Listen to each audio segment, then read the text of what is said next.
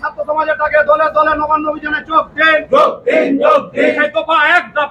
অভয়ার বিচারের দাবিতে দুর্গাপুর থেকে বিজেপি কর্মী সমর্থকেরা শনিবার কলকাতার উদ্দেশ্যে যাত্রা করেন। রাজ্যের বিভিন্ন প্রান্তের পাশাপাশি দুর্গাপুর থেকে বহু বিজেপি কর্মী সমর্থক নবান্ন অভিযানের উদ্দেশ্যে রওনা দেন এদিন। বিজেপির জেলা সহ সভাপতি চন্দ্রশেখর বন্দ্যোপাধ্যায় এই প্রসঙ্গে বলেন, অভয়ার মা বাবার ডাকে আমরা প্রতিবাদে সামিল হতে চললাম। বহু ছাত্রছাত্রী ও রাজনৈতিক মানুষ যাচ্ছেন অভয়ার বিচারের দাবিতে।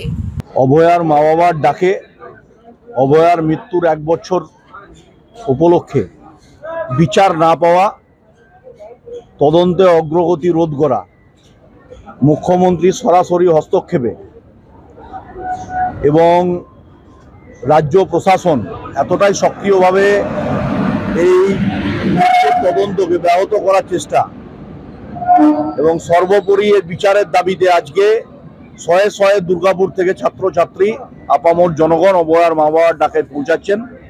কোল্ডফিল্ডে প্রচুর মানুষ যাচ্ছেন, বোম্বে মেলের মাধ্যমেও যাবেন প্রচুর কার্যকর্তা।